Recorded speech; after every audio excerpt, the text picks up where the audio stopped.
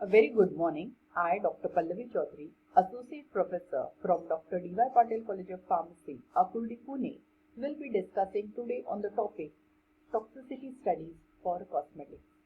So to start with this discussion, first let's go to the contents of this presentation. It will include introduction, then what are cosmetics, that will define the cosmetics, then which chemicals are present in the cosmetics and the different approaches for testing the toxicity of cosmetics. So to start with this presentation, let's understand the concept of cosmetics. Now the concept of cosmetics, it was dated back before 1938, and it was regarded, the use of cosmetics was regarded as a style of selling dreams rather than objective efficacy and regulation of these cosmetics. So everyone wanted to look very nice, very beautiful. So everyone aimed for having good dreams and selling those dreams, or to have those dreams, the use of cosmetics was implemented. But this cosmetics was regulated through Federal Food and Drug Cosmetic Act, that is FDC, by US FDA administration. So there was, before 1938, there were no regulations for cosmetics, but later on the FDNC, it had the regulation for the cosmetics. So to define cosmetics, the cosmetics are what? These are the articles which are intended to be rubbed, poured, sprinkled or sprayed on, or introduced into, or otherwise applied to the human body for cleansing purpose, beautification, promote attractiveness, or alter the appearance. So this is the definition of cosmetic, and the cosmetic, it has got various roles to play. So to understand these cosmetics, we have to know which are the chemicals present in the cosmetics. So the cosmetics products, they contain most of the chemicals, and they have to be considered that these chemicals present in the cosmetics, they are safe enough and they should not contain any harmful substances.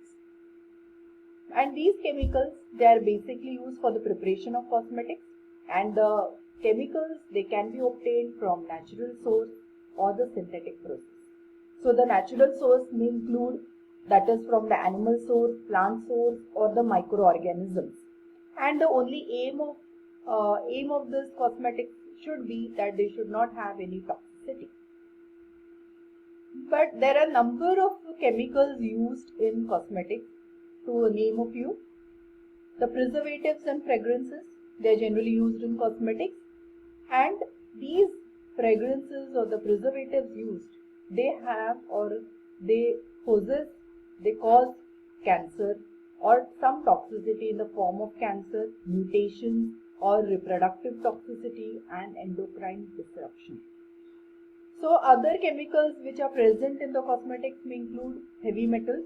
So heavy metals are also added for a different role, or they have different functions to be played in the cosmetics. But these heavy metals, they are also very toxic in nature.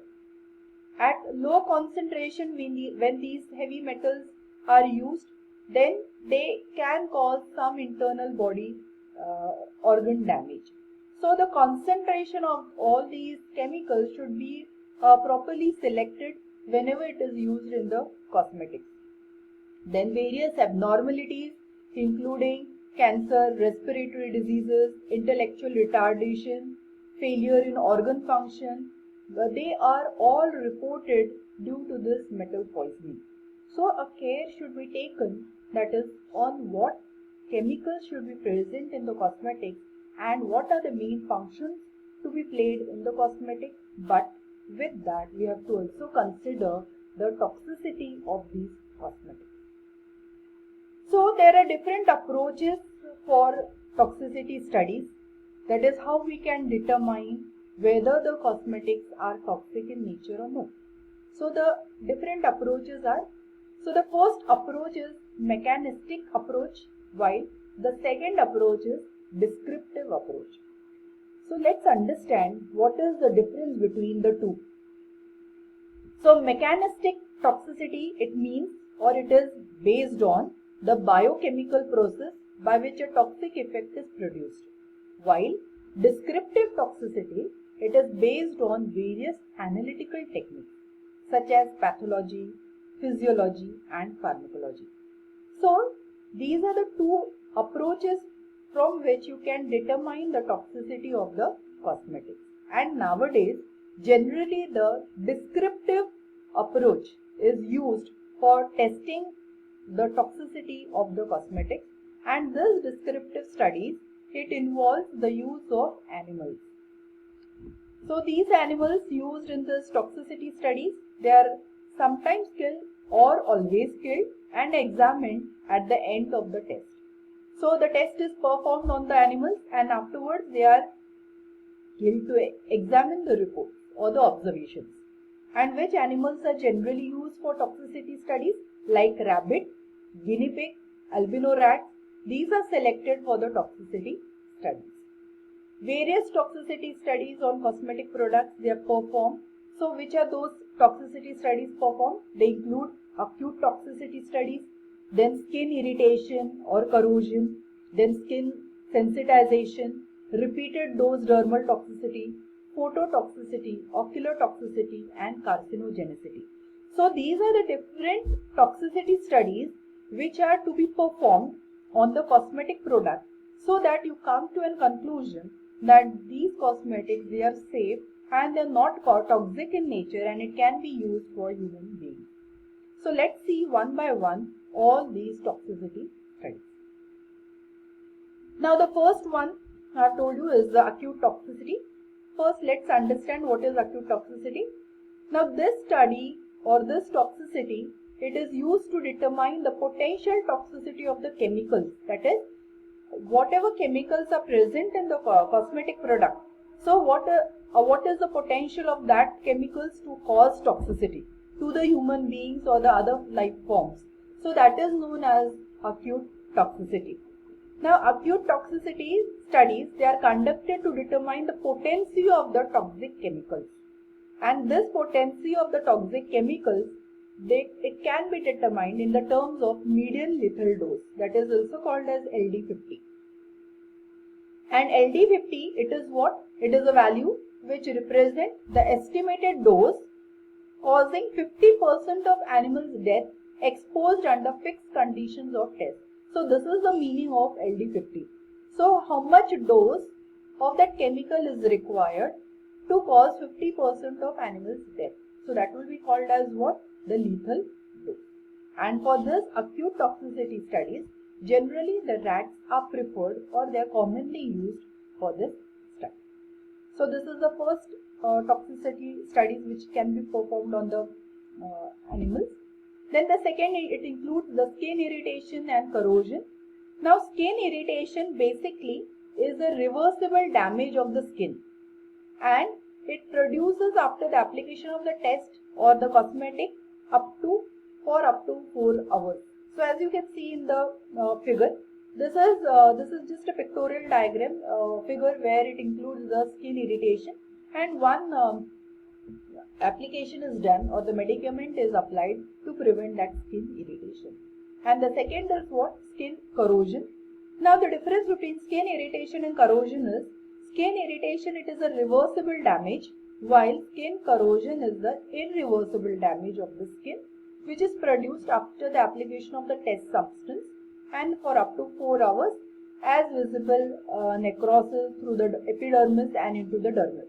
So this is the basic difference between the two, that is skin irritation is reversible damage while skin corrosion is the irreversible damage, and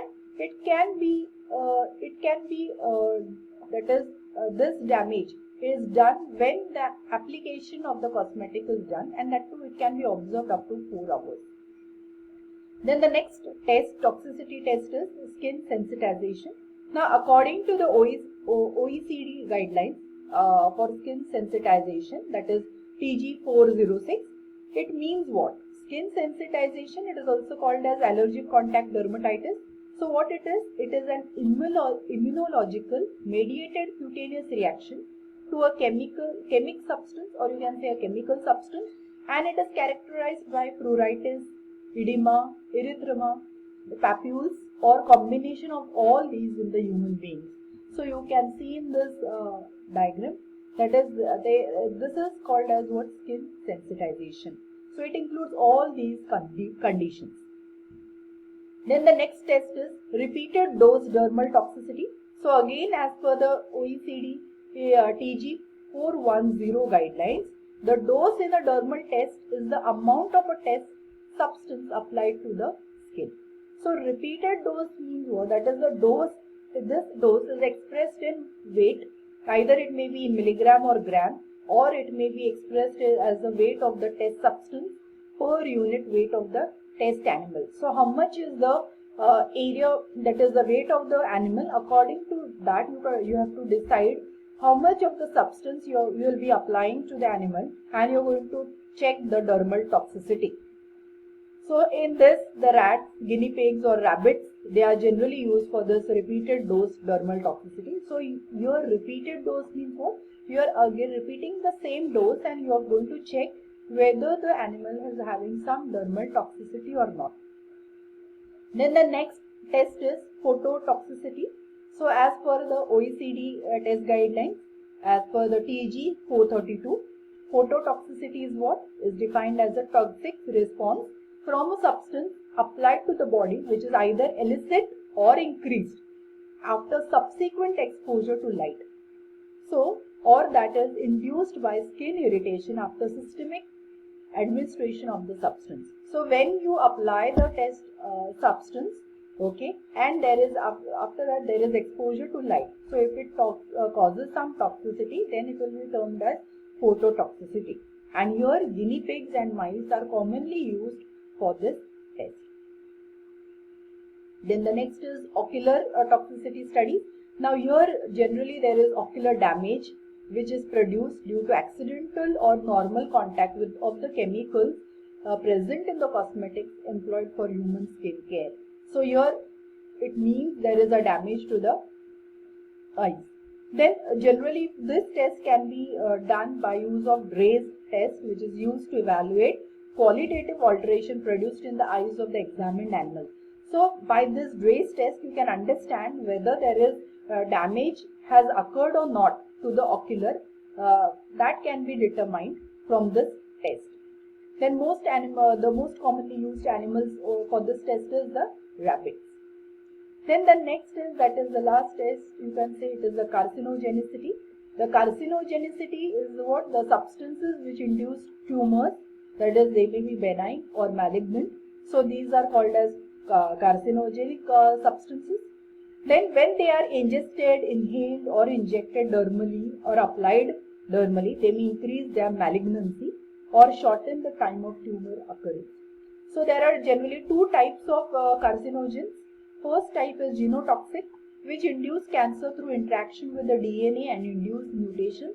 And the second type is non-genotoxic, which induce cancer through mechanism other than the DNA damage, like the hormonal effect.